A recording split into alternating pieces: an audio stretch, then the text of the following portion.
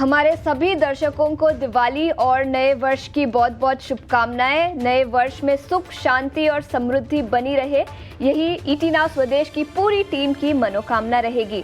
नमस्कार, स्वागत है आपका ईटी नाउ स्वदेश पर। मैं हूं अशेषा अध्वर्यु और अगले आधे घंटे में हम आपको बताएंगे ग्लोबल बाजारों से क्या संकेत निकल कर आ रहे हैं, खबरों के दम पर कौन से स्टॉक्स फोकस में रहेंगे, इसी के साथ ब्रोकरेज रिपोर्ट और कमोडिटी मार्केट में क्या रणनीति बनानी चाहिए उस पर भी फोकस करेंगे। सबसे पहले गिफ्ट निफ्टी पर नजर डालते हैं। करीब 70 अंकों की गिरावट के संकेत ग्लोबल गिफ्ट निफ्टी से आज भारतीय बाजारों के लिए निकल कर आ रहे हैं, तो नेगेटिव ओपनिंग के संकेत निकले हैं। एशियाई बाजारों की बात करें तो काफ़ी मिला जुला कारोबार यहाँ पर भी दिखा है। सबसे पहले जापानीज मार्केट की बात करते हैं तो निकाय में करीब 0.5% की गिरावट दिखी है। कॉस्पी में भी 1% से ज़्यादा की गिरावट है। वहीं चाइनीज़ और हांगकांग मार्केट्स की बात करें तो यहाँ पर भी कमज़ोरी दिखी है। CSI 300 इंडेक्स जो चाइना मार्केट का इंडेक्स है, वहाँ पर करीब 0.5% की गिरावट है। वही हैंगसेंग इंडेक्स में भी करीब 0.2% की गिरावट दिखी है। तो एशियाई बाजारों से कमज़ोर संकेत। और गिफ्ट निफ्टी की बात करें तो यहाँ से भी कमज़ोर ओपनिंग के संकेत भारतीय बाजारों के लिए निकल कर आ रहे हैं। इसी के साथ अमेरिकी बाजारों पर फोकस करते हैं। यहाँ पर भी गिरावट दिखी कल के ट्रेडिंग सेशन में। डाउ जोन्स करीब 90 अंक गिरकर 0.2% की गिरावट के साथ बंद होता हुआ नजर आया। टेक्नोलॉजी शेयरों में कल भारी गिरावट दिखी। अमेरिकी बाजारों में नैस्डैक में 0.5% से ज्यादा की गिरावट दिखी। करीब 100 अंक से ज्यादा फिसलकर नैस्डैक बंद होता हुआ नजर आया। वहीं S&P 500 में भी करीब 0.2% की गिरावट कल के ट्रेडिंग सेशन में दिखी। सबसे बड़ा सेक्टोरल लूजर IT सेक्टर था। 1.3%, 1.5% की करीब गिरावट इंफॉर्मेशन टेक्नोलॉजी सेक्टर में अमेरिकी बाजारों में कल दिखी। याद रखें, कई कंपनियों के नतीजे आए। माइक्रोसॉफ्ट और मेटा प्लेटफॉर्म्स, मेटा यानी जो पहले फेसबुक था, दोनों ही कंपनियों के नतीजे बाजार के बंद होने के बाद आए, लेकिन अच्छे नतीजे रहे, जिसका रिएक्शन अमेरिकी बाजारों में आज दिखाई देगा। इसी के साथ अल्फाबेट की बात करें तो करीब 3% की तेजी इस स्टॉक पर दिखी। सुपर माइक्रो कंप्यूटर में 30% की गिरावट दिखी कमज़ोर नतीजों के बाद। और अकाउंटेंट अर्नस्ट एंड यंग यानी EY ने रेजिग्नेशन दिया, जिसके चलते इस स्टॉक में भी गिरावट दिखी। एनवीडिया की बात करें तो 1.5% की गिरावट के साथ बंद होता हुआ नजर आया, लेकिन नतीजों का सिलसिला यहाँ पर बरकरार रहेगा और अमेरिकी बाजारों में भी बरकरार रहेगा। एप्पल और अमेजॉन दोनों ही दिग्गज कंपनियों के नतीजे आज रात को आएंगे, जिसका रिएक्शन अमेरिकी बाजारों में दिखेगा और भारतीय बाजार भी कल उसके ऊपर रिएक्ट कर सकते हैं। यूरोपियन बाजारों की बात करें तो यहाँ पर भी कमजोरी दिखी। FTSE 0.7% की गिरावट के साथ बंद हुआ। डैक्स और कैक दोनों ही इंडिसेस में भी 1% की गिरावट कल के ट्रेडिंग सेशन में दिखी। कमोडिटीज की बात करें तो सोना कॉमेक्स फ्यूचर्स पहली बार $2,800 पर आउंस के पार निकलते हुए नजर आए। और क्रूड ऑयल की बात करें तो वहां पर भी पिछले कुछ दिनों से वॉलेटिलिटी दिखी है, आज भी कंटिन्यू होती हुई नजर आई। और अब ब्रेंट क्रूड $73 पर बैरल के आसपास थोड़ी सी तेजी ओवरनाइट करीब 0.5% की दिखी। लेकिन सोने पर अपना खास ध्यान रखें, और फिर एक बार रिकॉर्ड ऊंचाई पर $2,800 पर आउंस के आसपास। FIIs और DIIs के एक्शन पर भी नजर डाल लेते हैं। FIIs ने कल फिर एक बार 4,600 करोड़ की बिकवाली की। याद रखें, उसके पहले के ट्रेडिंग सेशन में केवल 550 करोड़ की बिकवाली थी, तो ऐसा इंडिकेशन निकल कर आ रहे थे कि शायद FIIs की बिकवाली अब स्लो होती हुई नजर आ सकती है। लेकिन कल वो ट्रेंड फिर से एक बार रिवर्स हुआ। 4,500 करोड़ की बिकवाली FIIs ने की। वही DIIs की बात करें तो करीब 4,500 करोड़ की खरीदारी कल दिखी। अक्टूबर में अब तक FIIs ने 1,08,000 करोड़ की बिकवाली की है। वही DIIs ने खरीदारी करीब 1,03,000 करोड़ की है। तो फॉरेन इंस्टीट्यूशनल इन्वेस्टर्स अपना मुनाफा बांध रहे हैं, लेकिन डोमेस्टिक इंस्टीट्यूशनल इन्वेस्टर्स का जो कॉन्फिडेंस है भारत की ग्रोथ स्टोरी पर, वो अभी भी इंटैक्ट है, जिसके चलते SIPs भी बढ़े हैं और इनफ्लोज भी कंटिन्यूसली पिछले कुछ महीनों से बढ़ते हुए नजर आ रहे हैं। इस FNO एक्शन कैसा रहा और FNO बैन में कौन से स्टॉक्स है, उस पर भी नजर डाल लेते हैं। IDFC फर्स्ट बैंक, 4 स्टॉक्स आज FNO बैन में रहेंगे। तो IDFC first bank, India mart, Punjab national bank और आरबीएल बैंक, ये 4 स्टॉक्स है जो एफएनओ बैन में रहेंगे आज के ट्रेडिंग सेशन में, तो इस पर भी नजर रहेगी। लेकिन अब कल के ट्रेडिंग सेशन में गिरावट दिखी थी, आज आपको क्या रणनीति बनानी चाहिए और कौन से लेवल्स पर आपको नजर रखनी चाहिए? डिम्पी अब हमारे साथ जुड़ चुके हैं। डिम्पी, गुड मॉर्निंग और हैप्पी दिवाली। बताएं कौन से लेवल्स पर नजर रखनी चाहिए और क्या रणनीति बनानी चाहिए कल की गिरावट के बाद? Ashisha, good morning and happy Diwali. आप देखिए, मार्केट्स के अंदर सेम ही पॉइंट हो रहा है, रेंज के अंदर बार बार उतार चढ़ाव हो रहा है। एक दिन आपको फील गुड होगा तो नेक्स्ट डे आपको फील बैड होगा। इसकी वजह क्योंकि एफआई ड्रिवन मार्केट्स है। एफआई के जुड़ते ही और एफआई के घटते ही दोनों जगह पर आपको इम्पैक्ट पड़ने लगता है। देखिए, 2-3 दिन से एफआई मार्केट के अंदर आए, भले वो कैश में नहीं आए, बट उनकी लॉन्ग पोजीशन ऑप्शन वगैरह के अंदर होके आए। तो उसका फायदा और उसका नुकसान क्या हुआ? उसका फायदा ये हुआ कि मार्केट को एक पुल बैक का सहारा मिल गया और उसने पुल बैक भी किया। लेकिन अगर आप वैसे देखना चाहें तो मार्केट के अंदर का ट्रेड बन नहीं पाया, क्योंकि पुल बैक बाइंग में कन्वर्ट नहीं हो पाया। और कल वापस से एफआई की तरफ से बिकवाली हुई, तो जैसे ही उन्होंने थोड़ा भी माल बेचा तो वापस से मार्केट के अंदर प्रेशर आ गया। दो चीजें बड़ी इंपॉर्टेंट है आशीष, आपको लेवल याद भी होंगे। फर्स्ट लेवल था 24,800 और दूसरा लेवल था 51,800। बैंक निफ्टी ने वो काम करके दिखा दिया, 51,800 को पार किया तो उसको 500 पॉइंट का back to back reward same day ही मार्केट ने दे दिया। बट 24,800 मार्केट से पार नहीं हो रहा था। 24,800 तो छोड़िए, 24,500 मार्केट से पार नहीं हो रहा था, तो मार्केट ने पनिशमेंट देना शुरू कर दिया। तो ये मार्केट ना करेजियस लोगों को रिवॉर्ड करेगा, जिनका करेज है। अगर आप लेवल स्कोर के ऊपर आएंगे तो आपको रिवॉर्ड बैक टू बैक मिलेगा कवरिंग का। और एक्सपायरी उसी के लिए ही थी, पर एक्सपायरी अब ऑलमोस्ट आज निफ्टी भी एक्सपायर हो जाएगा। तो जो एक्सपायरी का प्रेशर था मार्केट का, वो भी काफी हद तक अब खत्म हो जाएगा, क्योंकि कल तो बैंक निफ्टी भी एक्सपायर हो चुका है। लेवल्स के बाद में बता देता हूँ फिर से आपको आज कुछ नहीं करना चाहिए टेक्निकली। तो इनफैक्ट हमने कल भी, हमारा कॉन्फिडेंस थोड़ा कम था एज कम्पेयर टू परसों के मुकाबले, और हमने कल आप शो में थे मार्केट, हमने तब भी बात बोली कि मेरा एक नॉच का कॉन्फिडेंस थोड़ा कम है। आज आपको जो लेवल ध्यान में रखने हैं वो 24,200, 24,000 के ध्यान रखिएगा। है तो इम्पोर्टेंट 24,000 के लेवल, क्योंकि हमने कवरिंग से एक लेयर बना रखी है 24,200 की, इसलिए 24,200 की भी इम्पोर्टेंस है। आते हैं बैंक निफ्टी के सपोर्ट लेवल पे। बैंक निफ्टी ने कल 52,000 के नीचे वापस क्लोज कर दिया। वन डे एपिसोड था, वन डे एपिसोड के बाद फिर से हम 51,000 की कैटेगरी में आ गए हैं। 51,500, 51,300 दो इंपॉर्टेंट सपोर्ट है। मैक्सिमम सपोर्ट 51,000 का है, क्योंकि उसकी पोजीशन खत्म हो गई है।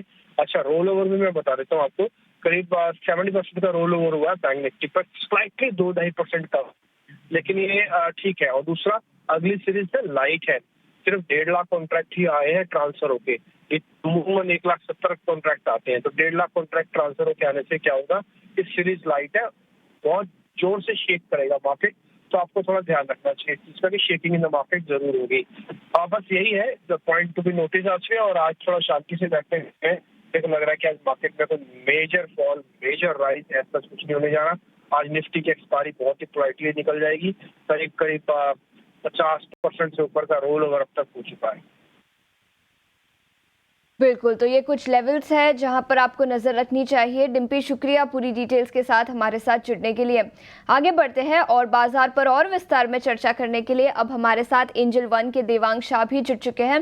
देवांग, गुड मॉर्निंग और सबसे पहले तो हैप्पी दिवाली। बताएं क्या रणनीति बनानी चाहिए और स्टॉक स्पेसिफिक कॉल्स कौन से रहेंगे? Very good morning, happy Diwali to you.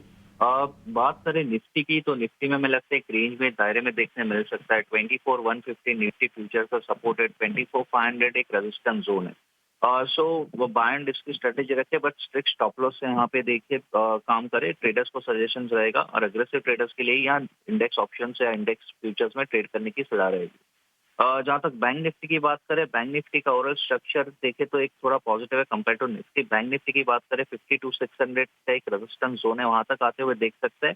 51,600 का इमीडिएट सपोर्ट है बैंक निफ्टी फ्यूचर के लिए। और स्टॉक स्पेसिफिक बात करें तो फर्स्ट स्टॉक यहाँ रहेगा रैमको सीमेंट का। रैमको सीमेंट की बात करें तो एक स्टॉक में एक अच्छा हमने मूवमेंट देखा है। डेली चार्ट पे स्टॉक में एक ब्रेकआउट देखने मिला है, तो रैमको सीमेंट खरीदने की सलाह रहेगी। स्टॉप लॉस सकता है 864, टारगेट है 910। नेक्स्ट स्टॉक रहेगा यूपीएल। यूपीएल में देखे तो डेली चार्ट पे स्टॉक ने एक सपोर्ट लिया है, सपोर्ट से एक रिवर्सल पैटर्न देखने मिला है, तो यूपीएल खरीदने की सलाह रहेगी। स्टॉप लॉस यहाँ पे रखना है यूपीएल में 534, टारगेट है 564। सीमेंट पर खरीदारी की राय 910 रुपए प्रति शेयर का लक्ष्य। और इसी के साथ यूपीएल इस स्टॉक पर भी खरीदारी की राय है 564 का लक्ष्य। शुक्रिया देवांग हमारे साथ जुड़ने के लिए। आगे बढ़ते हैं और खबरों वाले शेयर्स और कई सारे नतीजे कल मार्केट आवर्स के बाद आए थे, उस पर फोकस करेंगे।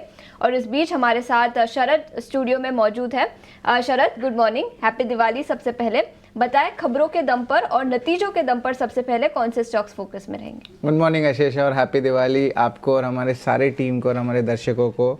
एंड ऑफ कोर्स अर्निंग्स की भी बात कर लेते हैं, तो ऑफ कोर्स 3 या 4 अहम अर्निंग्स है जिसको हम ट्रैक करेंगे। बिल्कुल। एलएनटी की बात करते हैं, स्ट्रॉन्ग सेट ऑफ नंबर्स आया है। रेवेन्यू और एबिटा जो है आप कह सकते हैं बीट किया है एस्टिमेट्स को, और बाकी सारे आंकड़े जो इनलाइन आए हैं।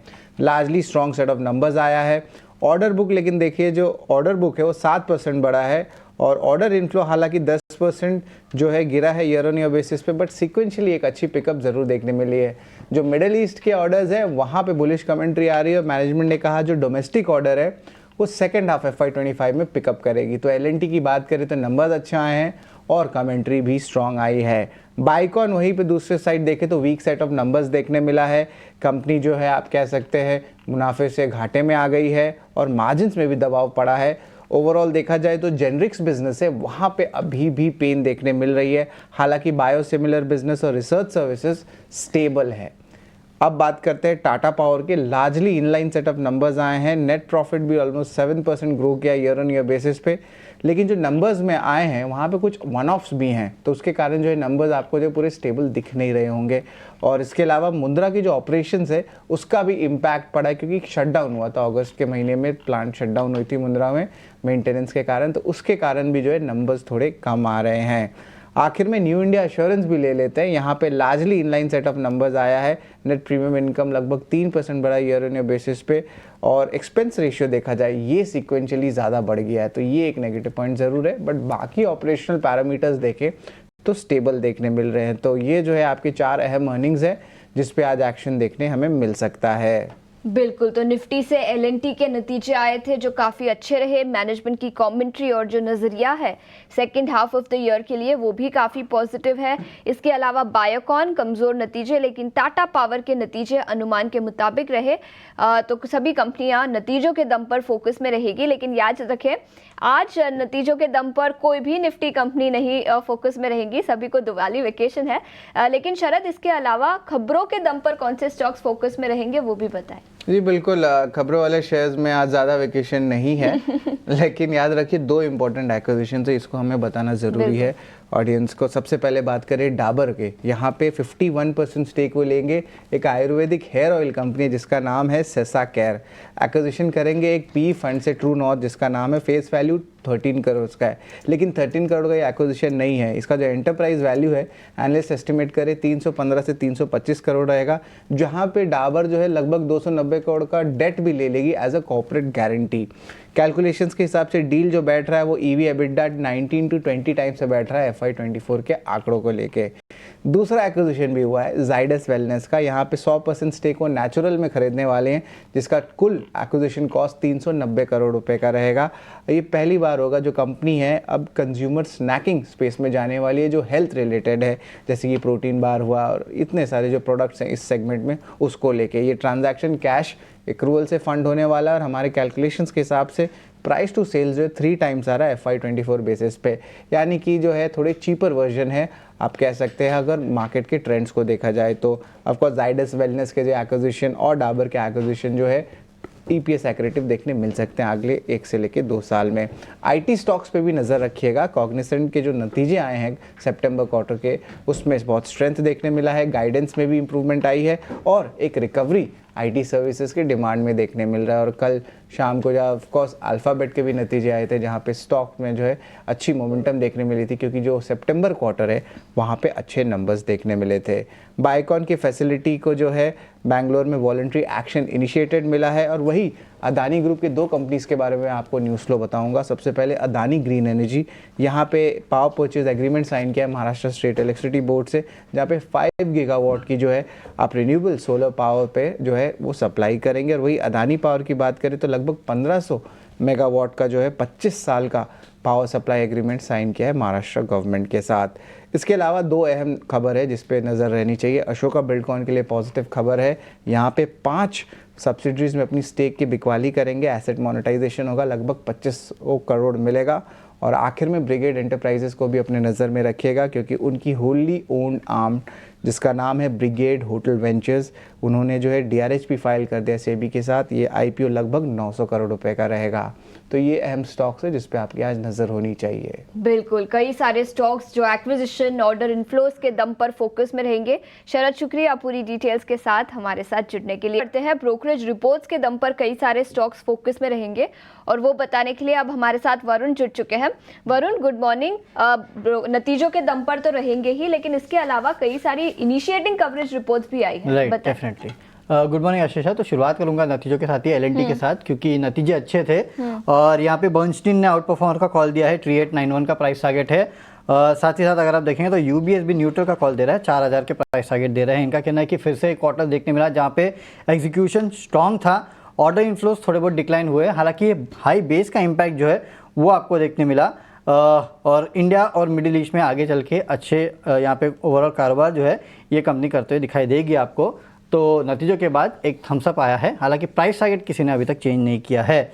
डाबर, गोल्डमैन की रिपोर्ट है, न्यूट्रल का कॉल है और प्राइस टारगेट 580 का इन्होंने दिया। इनका कहना है कि एबिटा में अगर आप देखेंगे तो एक शार्प डिक्लाइन देखने मिला, चैनल डी स्टॉकिंग के कारण ये एबिटा में डिक्लाइन जो है वो देखने मिला है और मैनेजमेंट एक्सपेक्ट कर रहा है कि सेकेंड हाफ में mid to high single digit growth आपको जो है वो देखने मिल सकती है। आदित्य बिरला कैपिटल, मैक्वेरी की रिपोर्ट है और यहाँ पे आउट परफॉर्मर का कॉल है, 285 का प्राइस टारगेट है। इनका कहना है कि आदित्य बिरला फाइनेंस जो है वहाँ पे एक पीट देखने मिला, VNB मार्जिन जो है वो थोड़े बहुत डिक्लाइन हो रहे हैं, ये थोड़ी बहुत चिंता की बात है। इसके अलावा अगर आप देखेंगे तो मार्जिन जो है वो डिक्लाइन हो रहे हैं, तो उसके वजह से कहीं ना कहीं इन्होंने अपने प्राइस टारगेट में कोई बदलाव नहीं किया है।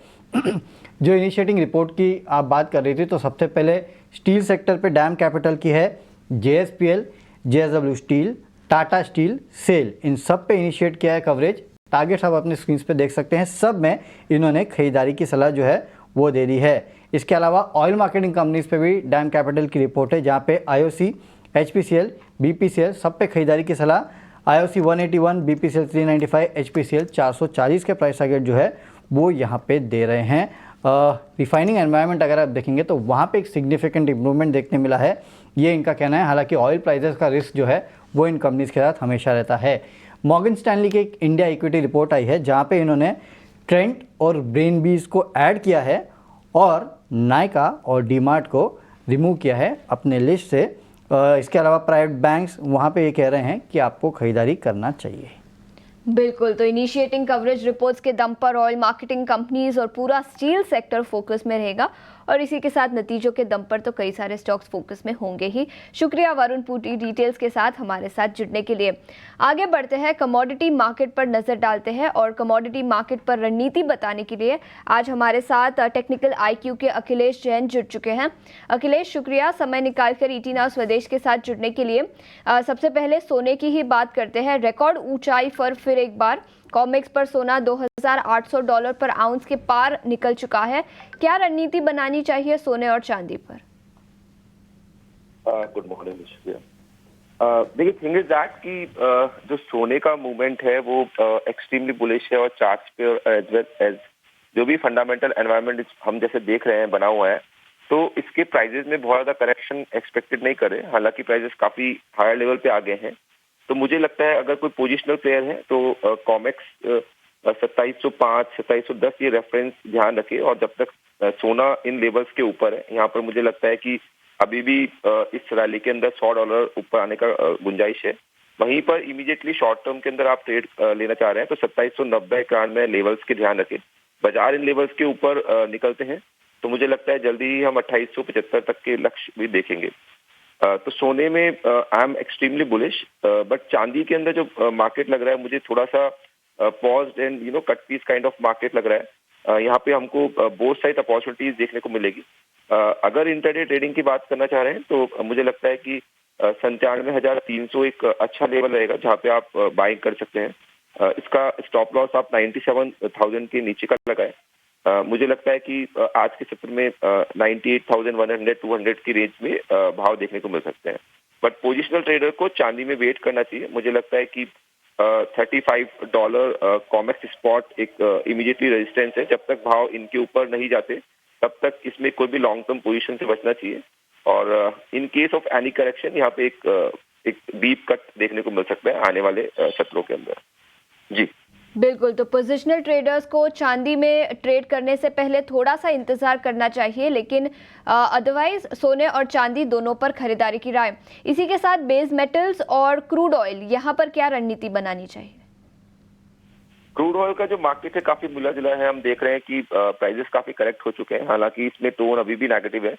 एंड जो एनवायरनमेंट डेवलप हो रहा है, चाहे मिडिल ईस्ट की तरफ से देखें या चाइनीज एक्टिविटीज की तरफ से देखें, तो काफी मिक्स्ड है। पॉलिटिकली अनसर्टेनिटी भी है, बट मुझे लगता है कि इंटरडे स्टिल आज के सत्र में इसको बेच के ही काम करना चाहिए। 5815 5835 तक के भाव मिलते हैं, तो यहाँ पे सेल करें राइस पे। 5855 का इसमें स्टॉप लॉस प्लेस करें। मुझे लगता है ग्रेजुअली वापस से भाव 5700 तक हमको देखने को मिल सकता है। तो for day it's a sell on rise recommendation. And metal में जो कारोबार है, अगेन इट्स मिक्स। कंडीशनल आप बाइंग कर सकते हैं बिकॉज चाइना की साइड से थोड़ा एक्टिविटी, फैक्ट्री एक्टिविटी के नंबर्स ठीक आए, तो मुझे लगता है कंडीशनल बाइंग रहेगी। 846 के ऊपर अगर प्राइस जाते हैं तो उसी कंडीशन पे यहाँ पे बाय करना चाहिए। 841 का इसमें स्टॉप लॉस रखें। ग्रेजुअली 851 856 तक के लक्ष्य कॉपर में भी देखने को मिल सकते हैं। बिल्कुल, ये रणनीति सोने और चांदी और इसी के साथ बेस मेटल्स और ब्रेंट क्रूड पर भी। शुक्रिया समय निकालकर ईटीना स्वदेश के साथ जुड़ने के लिए। जाते जाते एक बार गिफ्ट निफ्टी पर नजर डाल लेते हैं। 100 अंकों की गिरावट के साथ 24,280 के पास नेगेटिव ओपनिंग के संकेत भारतीय बाजारों के लिए निकल कर आ रहे हैं। आप कहीं मत जाइए, बने रहिए ईटीना स्वदेश के साथ। नमस्कार।